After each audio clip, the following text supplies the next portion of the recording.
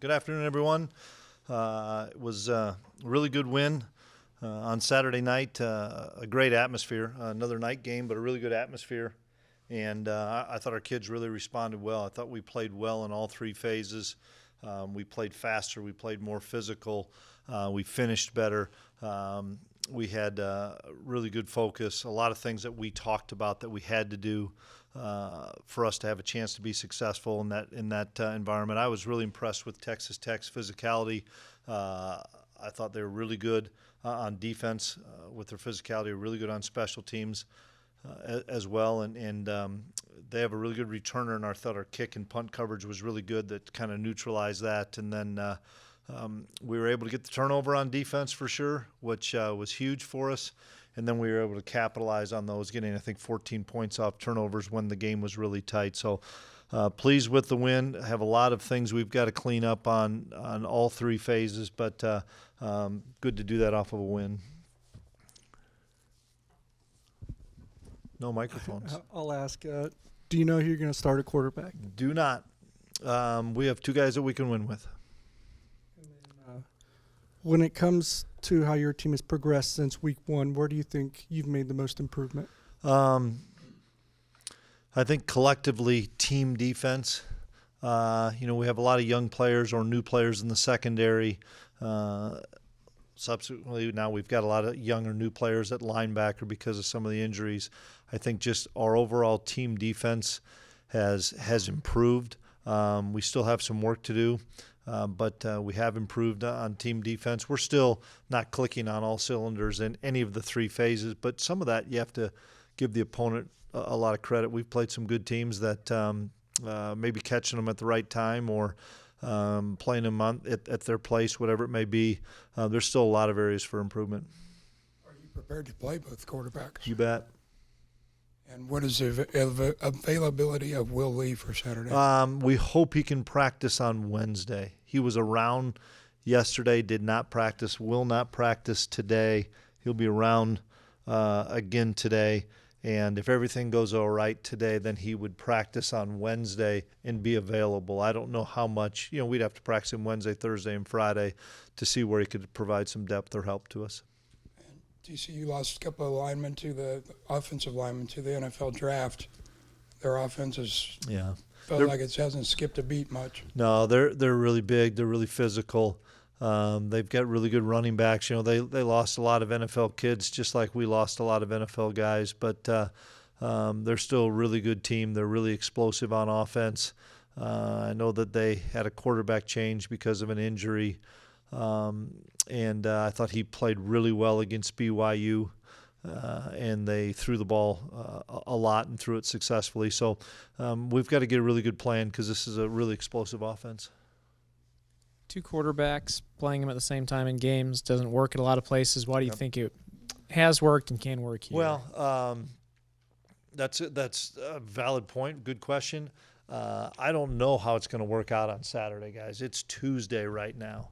And what we learned from this past Saturday is that we've seen Will play at a really high level and be successful, and then we saw Avery play at a high level and be successful. And so we feel comfortable with both guys leading this football team. I couldn't tell you. I don't have the answer. CK wouldn't have the answer if you thought it would be a 60-40, 50-50, 90-10 split. We have no idea. We're going to go through the game plan and see who, where, and what gives us the best opportunity. Avery, he was obviously used mainly as a runner last week, but he put some good throws out there too. If you see a different defensive formation, he's in the game, would you trust him to have the whole playbook? I think we feel that's why I'm excited about the fact that we have two guys that we think we can win with, in the fact of Avery is a better thrower than maybe the rap on him is because of how much we've run him. I've seen him do it an awful lot. And when healthy, Will is a really good runner. TCU, you guys played two really tight games last year. It seems like every year you guys are in a battle. What is it about them that just makes them a tough team to beat? They're really athletic, really physical, really fast. They're well coached. They have really good players at all three levels on defense, and it's interesting because the biggest similarity is the defenses that both teams play. They're in the 3-3-5, we're in the 3-3-5. There's a few different things that we do than they do, but like for this week, and I'm sure they're the same way, the scout team looks are probably easier to run because some of the similarities. But I just think we match up and they match up with us really well to make it really competitive games. Lost in the Avery Johnson talk was maybe Trayshawn Ward got overlooked for kind of getting into a groove. What did you see from him? A couple things with Trayshawn. I thought he had a great week of practice. I don't know if the Oklahoma State game he was 100% healthy still, and just watching him practice that week, I thought he moved around well, but not with the same urgency, spark, energy that he ran in practice with last week. And we kind of went with a hot hand there, kind of similar to what we did with DJ in Central Florida, although we didn't have Trayshawn that game. Trayshawn was running really well, and it was set up by some of the things that Avery was doing, which I think made Trayshawn's holes bigger, and a lot of eyes were on number 5. And our offensive coaches and CK did a great job calling the game. Regardless, I just thought Trayshawn ran really hard, really physical, didn't go down with single contacts, and I'm hoping that that's the Trayshawn that we all are going to see when healthy, because that kid's an explosive guy, and I saw that in fall camp. I obviously saw that on his film last year. I don't mean to diminish what Avery did, but, I mean, he was kind of the new guy out there. Not a lot of film on him. How much do defenses adjust, and how challenging is that for a young quarterback? It's something that is, I get it. What he did was really special. But with the snaps that he'd had previous, SEMO, games out of reach, I don't know how much you're really watching that. Missouri was truly, let's get into a couple formations and run quarterback run. And then this game was, we're going to give him a series rather than sprinkle in plays. And so he felt really comfortable, and the looks that we were hoping we would get, we got. And so after we did some things and got to that third quarter, we decided we were going to run the quarterback a little bit more. And so we went with Avery, and we got those looks. And more than anything on those looks, it did open it up for Trayshawn. So then, I was really impressed with Avery, but I think we had the best of both worlds, because with them not knowing truly how fast Avery was, and some of the things that some of the package that we had, trying to defend both the inside run and the outside run, as well as the fact that he threw a couple of really nice balls to out routes or on the seam ball to Jace. I just think it was probably a lot of things they hadn't prepared for. And finally, we saw Will on the sideline, how interactive he was, seemingly handling it well. But this can't be easy to be the senior starter, and then this absolutely blonde-haired freshman shows up. I'm sure it's not easy. I know it's not easy, but that's. I'm sure deep down Will was frustrated, but he also wants to win, and that's what we need here, and that's what we expect here. And one of our core values is to be selfless, and on Saturday, he had to be selfless, and he helped Avery. He and Avery are very close. Adrian and Will were very close, and I think when Will started playing, even though Adrian was hurt, it really helped him to have that support. And I know that Will saw that and felt that from Adrian, that he wanted to give the same thing to Avery, whether it's by a coach's decision, an injury, or what gives us a better opportunity to be successful. He still wants K-State to win. And I also don't want to overshadow the fact that DJ Giddens was in that same boat. And it's easy to talk about the quarterbacks. That's the most high-profile position. But Trayshawn Ward, we just kept giving it to, and we kept DJ on the sideline for a lot of the same reasons. Trayshawn was kind of the hot hand, as well as some of the plays that we were running fit him pretty well. And so, one of the things we talked about before the game is own your role. If that's 1 play, 10 plays, 50 plays, 80 plays, and do the best you can and own that role. And if your role is no plays and you're a backup and a special teams guy, be the best cheerleader you can and help us get this W. When Avery came in the spring, playing against Texas Tech, it looked like his timing, his burst, also his patience are just above average. Is that something you had to work with him a lot, or was he kind of up to speed with that even as a high school kid? He's tremendously gifted, as we all know, but it's hard work, and it's practice, and it's repetition, and I go back to all the things that we do in spring and all the things we do in fall camp. No matter who's on what field, we're doing double reps, and we're running the same plays on field 1 as we are on field 2. Whoever's on field, Bo Palmer was on field 2, probably with Avery, as well as a few other guys that are now playing in games. You get those repetitions, and you get coached on those repetitions, and you learn from watching the older guy, so that you can get caught up to the speed as best you can. Now, throw it in the fact that we played on the road in a really hostile environment, really loud environment. The thing that impressed me more than anything, not his ability, because we all know his ability, just how calm he was. And he was just present in the moment to say, I've got a job to do, and I'm going to let these guys up front help me out. But I just was so impressed, not surprised. I was impressed, not surprised with how calm he was. The offensive line against Tech, was that the best they played this year? Yeah, I believe it was. I thought they played really well against Central Florida. It's now that consistency that we have to keep striving for, whether it's the offensive line to special teams play to defensive backfield play, whatever it may be. We just got to play really consistent football with the stretch we have coming up. How much, how much of a confidence booster can the Texas Tech game be for the special teams unit?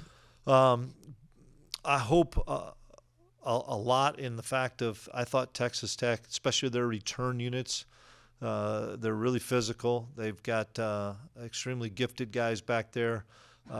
Probably got a benefit. They probably shouldn't have brought a few out, but they're explosive players. They want to bring them out, and we did a really good job of not being blocked. We got blocked. We got off blocks. We separated. We kept ourselves alive.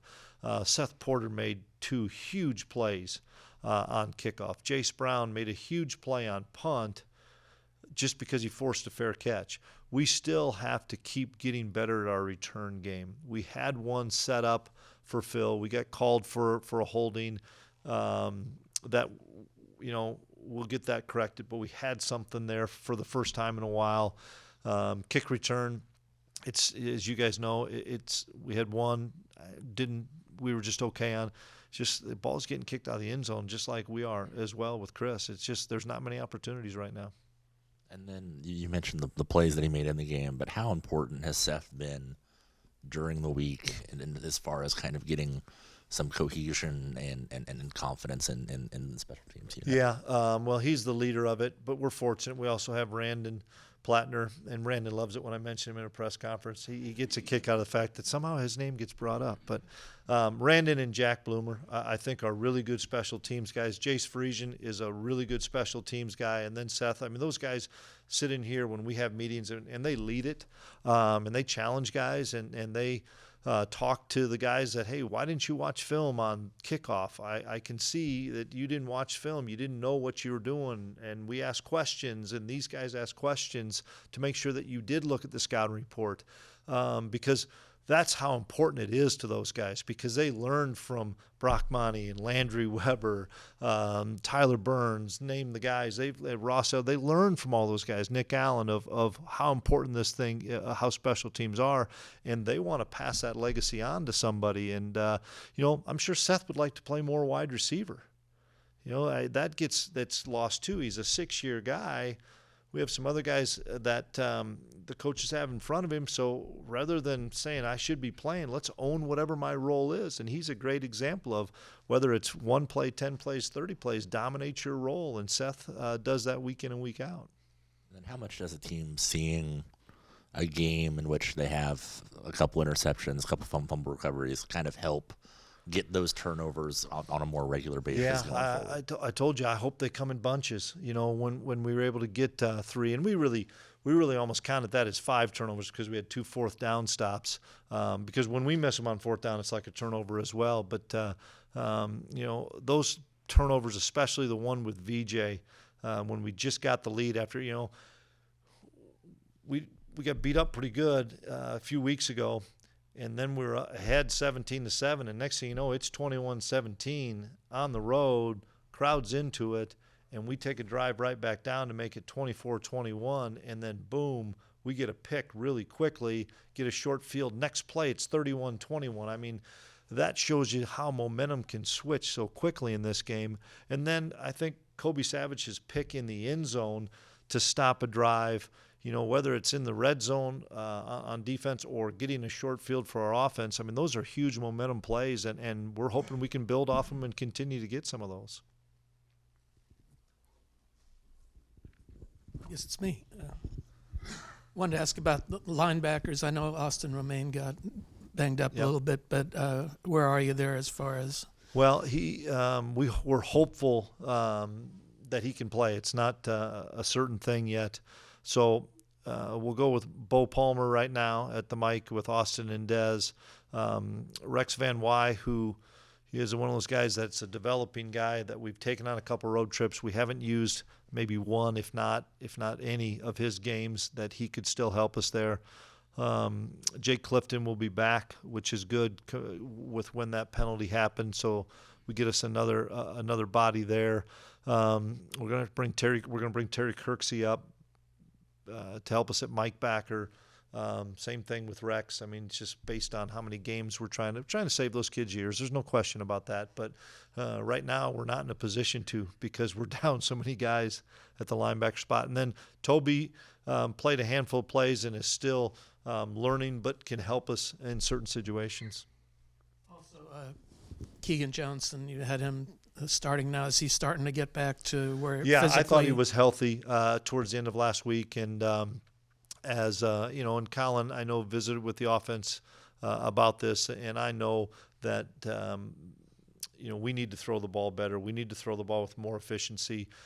We need to get some explosive plays in the passing game. We talked about it at length. Some of the things that were happening on Saturday.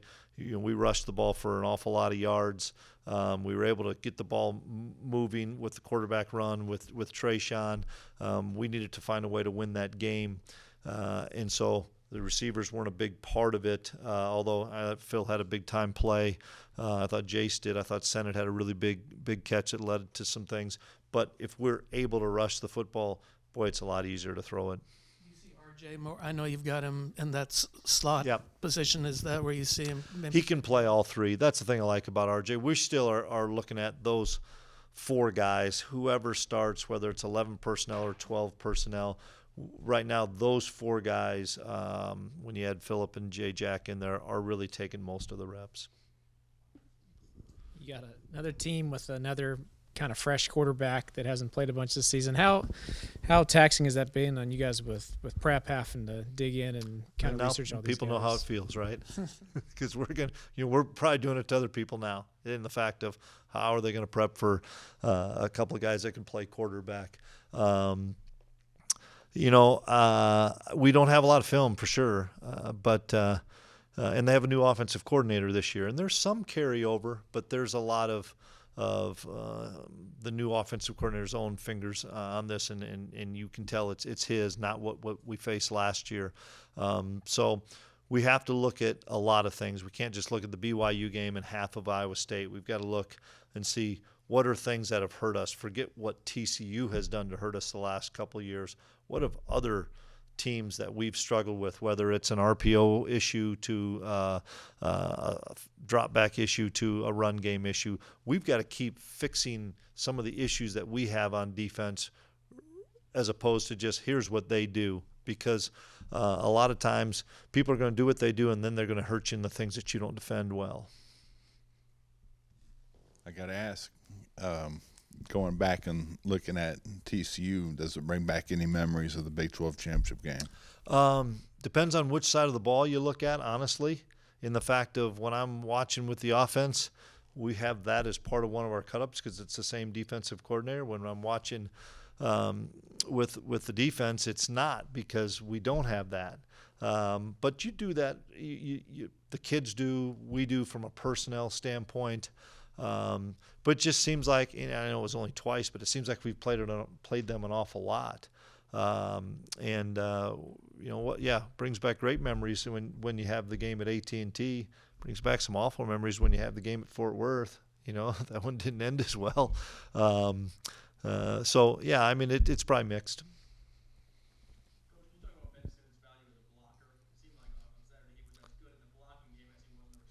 Well, if you just took that one clip, Glenn, you'd say absolutely, because he blocked two guys in getting Avery into the end zone. And I think Ben's taken a lot of pride in that, of not wanting to be labeled a receiving fullback / tight end. We've challenged him because I think he has that in him to be a dominant guy at the point of attack or dominant guy pulling. And he's gained more confidence too, you know, throughout last year and this year, as well as knowing our offense and knowing who's the guy he's going to block. I mean, that's the thing that I think has helped Ben so much is he watches enough film to know now, okay, I know who I'm going to be responsible for regardless of what the scheme is. I was going to ask about Jace Brown. Kind of just give me a sense of how he has improved in the recent weeks here. Yeah, I think we talked before. He had missed a little bit of time, but he's been back with us the last 10 days, and he's got a speed factor that is really, really good that we've got to find ways to get him involved, incorporated offensively, and then as well as special teams. And in last week at Tech, it was one of those things where, hey, you're going to go on punt now, and you're going to do what Echo Boydo did last year. You're going to outrun everybody and force a fair catch. And it's what he did against an excellent return team. Now the game continues to slow down. Can we find some ways to get him the football on offense? I know that's one of the things that our offense is looking at, as well as continuing to try to find ways that we can push the ball downfield with Phil, J. Jack, Keegan, RJ, but Jace is in that mix with him. This may sound like an odd question, but do you feel like Avery has handled the success short term like you thought he might? Absolutely. In the fact that I don't see all the things, but he credited his offensive line and credited Will Howard, and just the fact of how much fun he had celebrating with his teammates. That tells you an awful lot right there. Chris, back to Ben for just a second. Is he seeing things and dealing with things maybe that he didn't have to last year during games? Oh, yeah. We're getting a lot of doubles on him. You know, especially on third down, people are bracketing him, and we've got to be able to notice that as much from a coaching perspective than we do from a, hey, how come the quarterback didn't see that? You don't see that on film because maybe there's not somebody that they're bracketing, specifically a tight end. A lot of times somebody will double a wide out, but Oklahoma State did.